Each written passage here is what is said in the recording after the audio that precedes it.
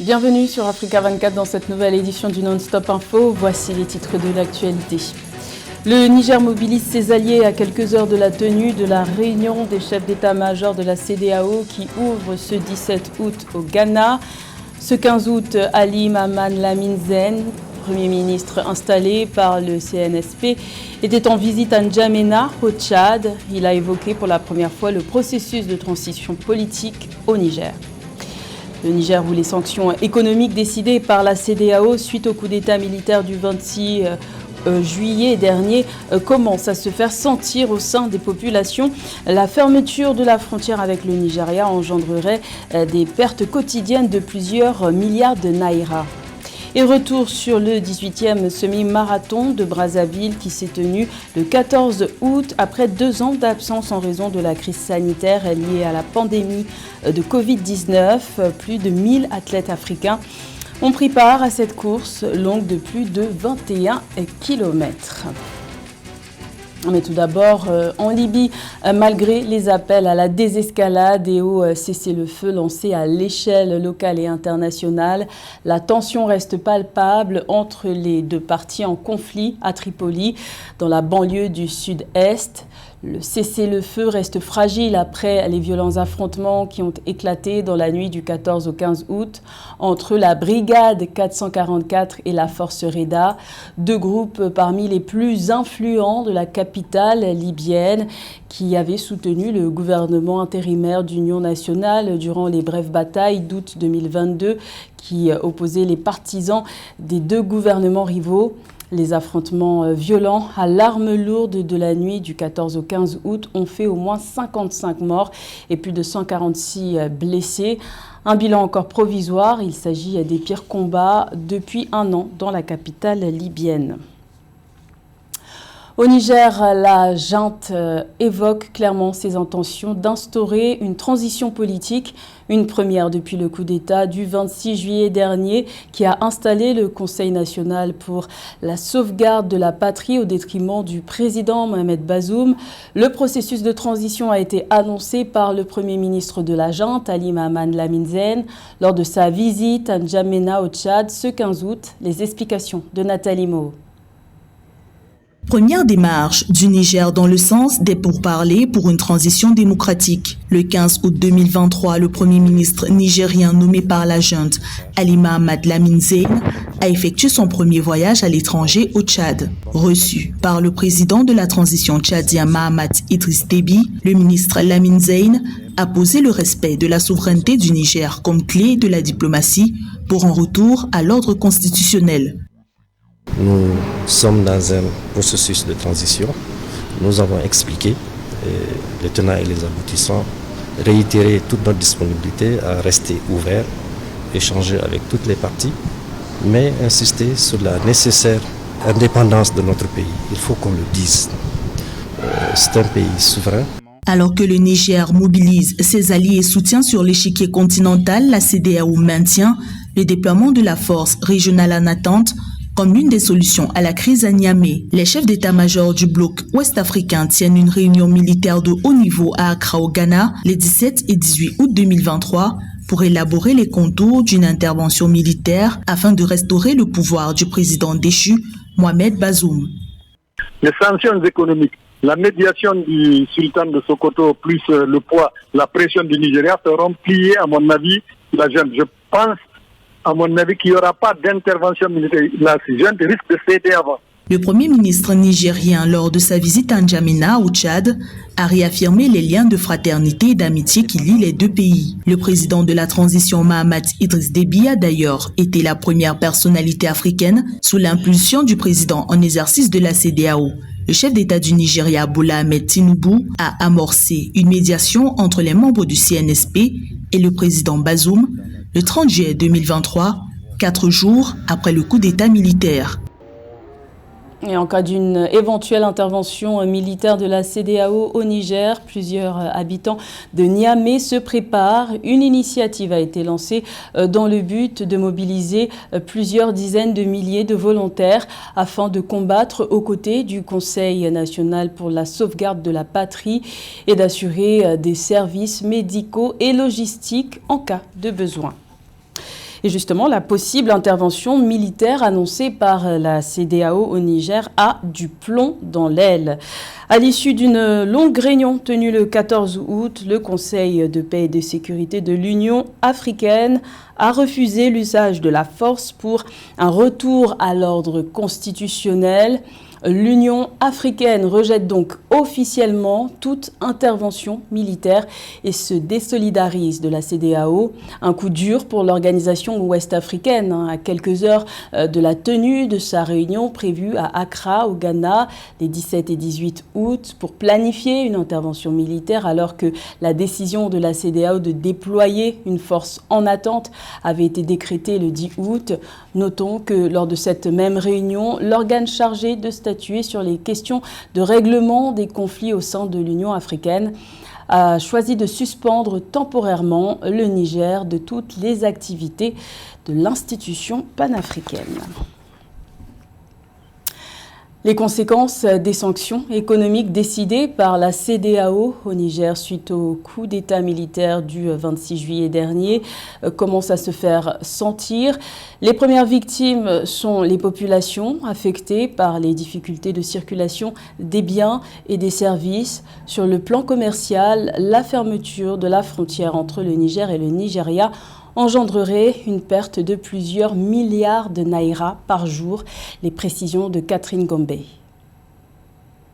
Après le putsch survenu au Niger le 26 juillet 2023, de nombreuses organisations internationales et de nombreux pays ont interrompu leurs transactions avec ce pays d'Afrique de l'Ouest. La communauté économique des États de l'Afrique de l'Ouest, CEDEAO, a également activé un blocus du pays, conduisant à la fermeture de ses frontières communes avec certains États voisins. Pays frontalier au Niger, le Nigeria subit également les effets des sanctions imposées au Niger. En effet, dans cet État fédéré du nord du Nigeria, l'économie repose essentiellement sur l'agriculture et de la vie des commerçants, la fermeture des frontières entraîne d'énormes pertes en vivres.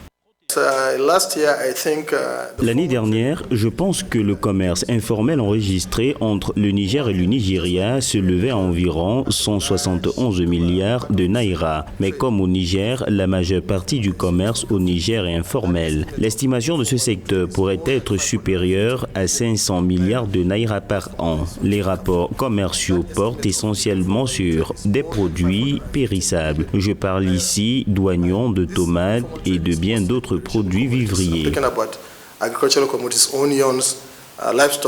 Les effets de la fermeture des frontières se font de plus en plus ressentir sur le terrain. Les scènes de blocage de camions chargés de vivres aux postes frontières témoignent de l'ampleur de la situation. Une situation à l'origine de la rareté des denrées alimentaires sur le marché nigérien et une hausse de près de 15% de certains produits de consommation de première nécessité.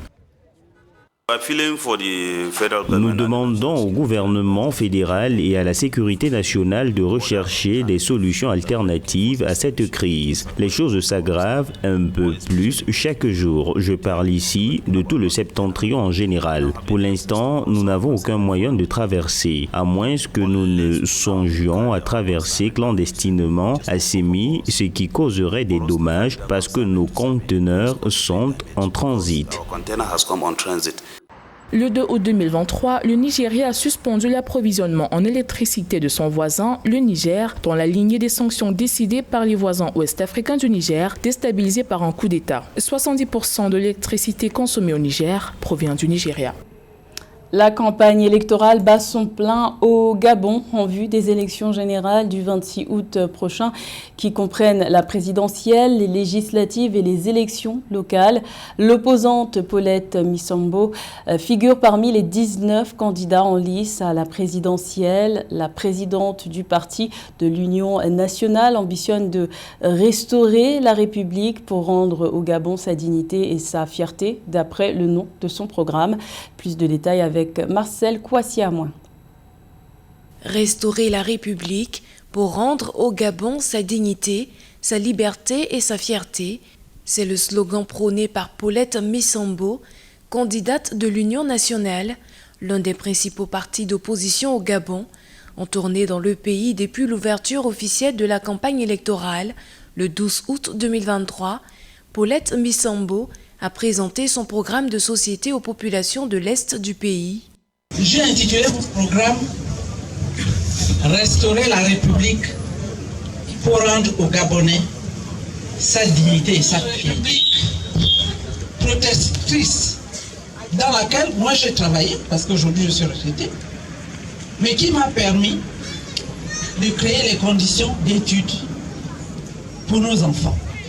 Moi j'ai mené dans ce pays un programme de construction d'établissements scolaires au primaire et au secondaire sur l'ensemble de la province. Paulette Missambo ambitionne dans son projet de société créer un revenu pour les jeunes qualifiés en recherche de leur premier emploi, une alternative pour faire baisser la courbe du chômage qui est très élevée chez les jeunes.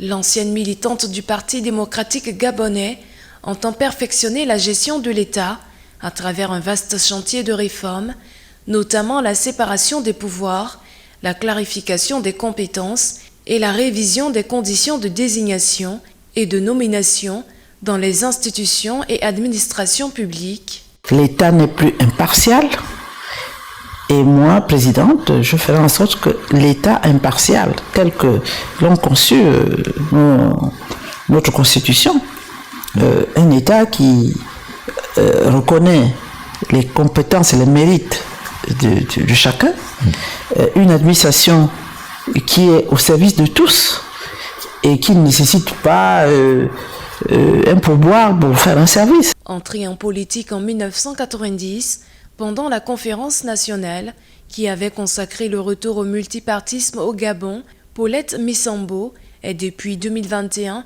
à la tête de l'Union nationale.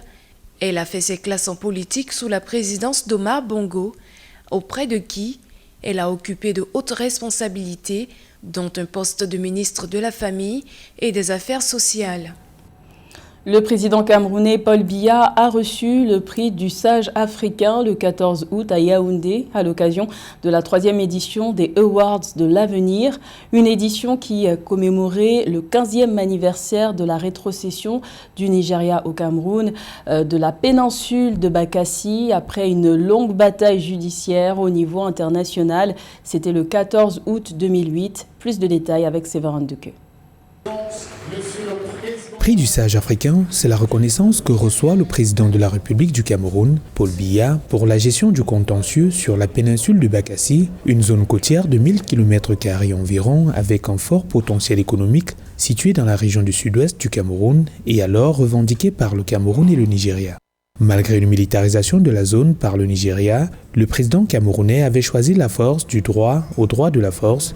En octobre 2002, la Cour internationale de justice a finalement tranché en faveur du Cameroun et l'accord de Green Tree a été signé entre le président Paul Biya, le président du Nigeria d'alors, Olusegun Obasanjo, et l'ancien secrétaire général des Nations Unies, Kofi Annan. Et le 14 août 2008 avait eu lieu à Calabar au Nigeria la cérémonie de transfert d'autorité par le Nigeria au Cameroun sur la totalité de la péninsule de Bakassi. La résolution du conflit frontalier entre le Cameroun et le Nigeria sur la souveraineté de la presqu'île de Bakassi est un exemple à exalter et à magnifier. Un cas d'école dans un contexte mondial où, en matière de règlement des différends entre les peuples ou entre les États, la violence et l'usage de la force ont malheureusement tendance à prendre le pas sur la retenue, le dialogue et la négociation.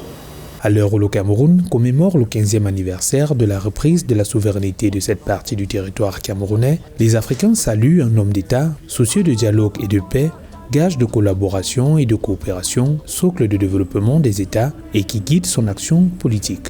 Le prix du grand sage africain se veut donc un vibrant hommage rendu à un grand homme d'État.